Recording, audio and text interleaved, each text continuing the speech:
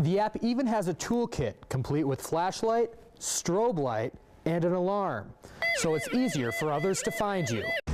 Today is one of the hottest days of the summer, and Mankato's Department of Public Works is making sure that their employees stay safe and hydrated. Hey Stacy, in less than an hour, all of these road closed signs behind me are going to be taken down, opening up the roundabout on Highway 22 and Adams Street.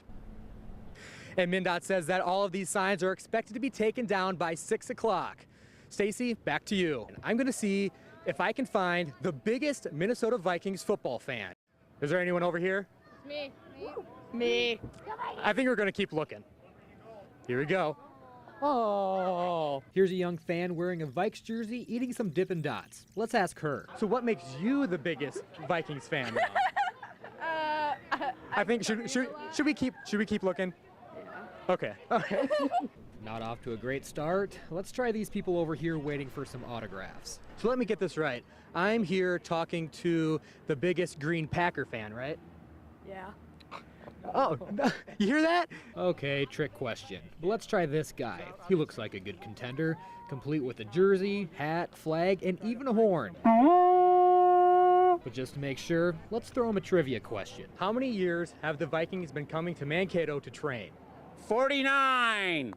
And he's right. So far, Rick's in the lead by a long shot. As we keep looking, we see this. Touchdown, touchdown, touchdown, touchdown. Yeah! He wins. He's our smallest fan. Just to make sure we're not missing out on any other contenders, we asked Victor the Viking for some help. I'm looking for the biggest Vikings fan. Where do you think I should go? There, you've been here for like almost 3 weeks. I think you probably know better than I do where the biggest Viking fan in Mankato is going to be. I think, are you pointing to that sign? You pointing to that sign? With the horn? Okay, we'll go spot him out. Thanks a lot, Victor. See you later. Let's go. So Rick, we went over and we asked Victor, and we said, you've been here for 3 weeks, Victor, and you probably know where the biggest Vikings fan is. And you know where he pointed to? Me? Well, look behind you. Look behind you, quick. Rick wins. I see what you mean by big. And there you have it, folks. We found the biggest fan at Vikings training camp. Reporting at Vikings training camp, Tyler Utzka, KEYC News 12. The once youthful graffiti-filled walls of Chesley Skate Park are no more after an early morning fire rolled through last weekend, turning those vibrant walls to charred, twisted debris glazed over with ice. Oh, they called us in the morning, and we shot over here with everyone else to check out, the flames, and we found out it was really going down. It was just heartbreaking. I was just in shock, honestly. I didn't believe it at all. I mean, one day we'd just been skating it. They'd really nearly finished the renovation. Then the next day it's just up in flames. Shut down for about a month to put in new skate ramps that didn't get the chance for much use. Oh, definitely. This is huge. It's a huge loss for all of us. Tonight, several skaters and their parents came back to the site to support each other. I come here because I skateboard. It's my passion. I really enjoy just doing this with my friends. It brings me closer to everybody. Something we all like to do. Coming together to pose for a picture with their bikes, skateboards, and the person the park was named after, Betty Chesley. What she did was she went to California and she thought that all the other kids are into roller sports and whatnot, so she came here and decided to fund it so that other kids here would have a chance too. And now those kids are hoping for a second chance. Hopefully it just comes back bigger and better than ever. That's what I want. Parent Sarah Bourne feels the Waseca School District does a great job with the safety of her kids. I have never had a problem with the security here.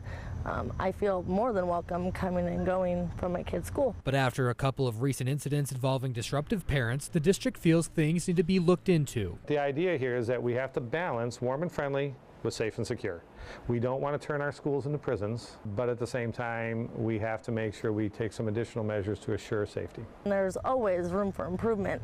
If the school district feels that they need to make improvements, I say go ahead and make them. Lee says that one lesson already learned by staff members is that they do not need the go-ahead from an administrator to make a call for a lockdown. Something that we've already taken care of is we've handed out the codes that would be an all call on our phones. Anyone should have the ability to call call a lockdown at any time.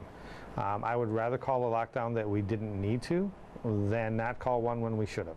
And school officials are throwing around other ideas to help strengthen security, like a smartphone app that would alert staff, students, and parents about a current emergency situation, along with continuing safety efforts in access control. We do need to know who's in our building at all times. We need to have systems in place that assure that we're taking the prudent steps to make sure that we're safeguarding the safety of our kids. Just keep them safe. That's all you want. Around 1 this morning, the Vikings announced they had reversed their decision to allow running back Adrian Peterson to return to the field this weekend. The team acknowledged it sidelined the superstar after facing a growing outcry from fans and corporate sponsors. Peterson, facing child abuse charges after whipping his 4-year-old son with a tree branch, agreed with the team's decision. And some protesters did show up to the event, but organizers and police are keeping things peaceful. The festivities go on throughout the weekend. The state of Minnesota has started taking applications from entrepreneurs interested in opening medical cannabis manufacturing facilities. And you may not know your neighbor's phone number, but Mankato law enforcement advises that it might be a good idea. With people always on the go, you could be somewhere other than home when an emergency arises. That's why the Mankato Department of Public Safety has this message for you. Get to know your neighbors. Now we're going to head over to meteorologist Colin Raskovich. Colin, a beautiful, beautiful day today.